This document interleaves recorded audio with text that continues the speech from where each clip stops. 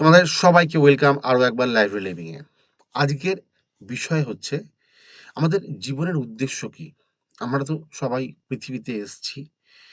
মানুষ জন্ম নিয়ে কিন্তু আমাদের জীবনের উদ্দেশ্যটা কি?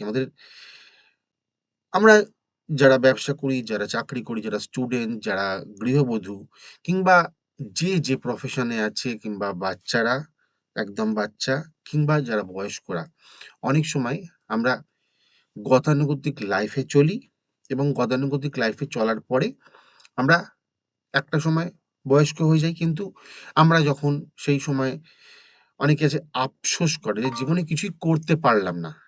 এই কথাটা আমি অনেকের মুখে শুনেছি যে জীবনে আমি কিছুই করতে পারলাম না।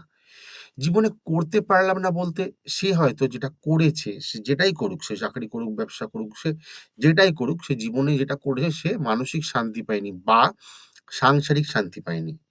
সুখ ২ রকম, ফিজিক্যাল আর মেন্টাল। ফিজিক্যাল হ্যাপিনেস থাকলে মেন্টাল হ্যাপিনেস যদি না থাকে সে কিন্তু সুখ পাবে না। আর যদি মেন্টাল হ্যাপিনেস থাকে, ফিজিক্যাল হ্যাপিনেস না থাকে, শরীরে কোথাও রোগ থাকে তাহলে কিন্তু সে সুখ পাবে না, শান্তি পাবে না। অর্থাৎ সুখ শান্তি শরীরে হয় হচ্ছে সুখ আর মেন্টালি হয় শান্তি। তাহলে আমাদের যদি সুখ শান্তি একসঙ্গে পেতে হয় এবং আমাদের জীবনে এই আক্ষেপ দূর করতে হয় তাহলে বুঝতে হবে ৩ টে কোয়েশ্চেন নিজেদেরকে জিজ্ঞেস করতে হবে। কি না সেই ৩ টে কোয়েশ্চেন? যে দিনের শেষে কি করলে আমি হ্যাপি হব, আমি সুখী হব? নাম্বার ২, আমার কোন দক্ষতা বা আমার কোন কাজটা অন্যের কাজে লেগেছে? আমি কিভাবে অন্যের কাজে লাগতে পারি? এবং নাম্বার ৩, আমি কোন কাজটা করতে সবথেকে বেশি ভালোবাসি?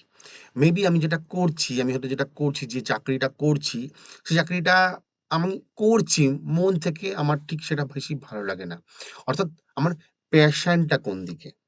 তোমরা যদি এই ৩ টে কোয়েশ্চেন ঠিকঠাকভাবে নিজেদেরকে অ্যান্সার করতে পারো, দেখবে যে তোমার আক্ষেপ যে একটা সময় পরে তোমার যে কোনো আক্ষেপ, এই আক্ষেপ বলে জিনিসটা তোমার অভিধানে থাকবে না। তোমরা সবাই ভালো থেকো।